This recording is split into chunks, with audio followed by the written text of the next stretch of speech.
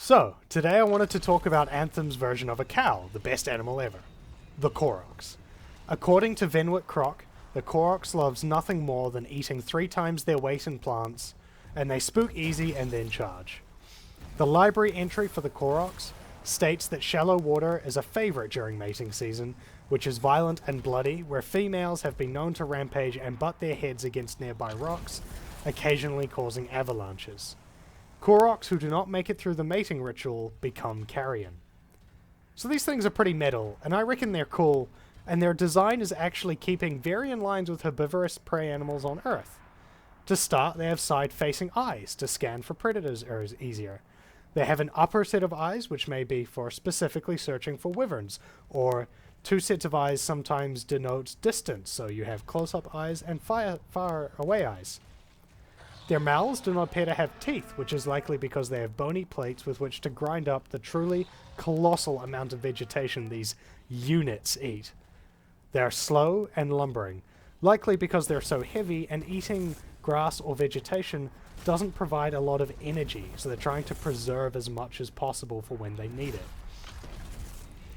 Now, we're going to get down to the cool bits. Koroks have 6 movable appendages that appear to be armoured on the top. The underside appears to be soft and glow or may just be pale in appearance. These appendages likely have several uses. The most obvious is to appear even more intimidating to predators, as you can see them bristling whenever you come near them, flaring out to increase body size.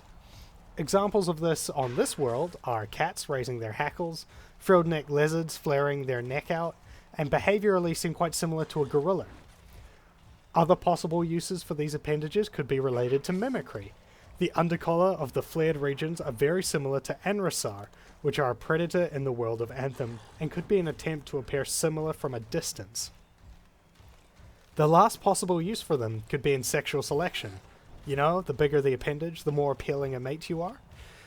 The Koroks mating season, as stated previously, is said to be quite violent. However, Koroks appear to only travel in pairs, implying a mated pair system. Mated pairs, once mated, do not compete for other mates. So why is this season so violent? It's likely because all the juvenile unmated Koroks descend into the Korok shallows to compete for a mate. This would explain the violence, as if you are mated for life, but you get one shot at mating or you die, you'd probably fight tooth and nail too. Once you consider that Koroks stay together in mated pairs, a lot more things fall into place. The only reason animals stay together in mated pairs in nature is to raise young. This could explain many things, like why they're so very territorial, why you don't see more than 2 Koroks at any place at any time.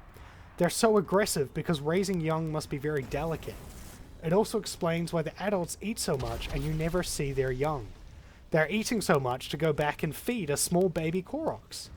Baby Koroks are likely kept in a cave or a hidden den until they're grown enough to take on the bigger predators of Anthem, which I suspect coincides nicely with their first mating season.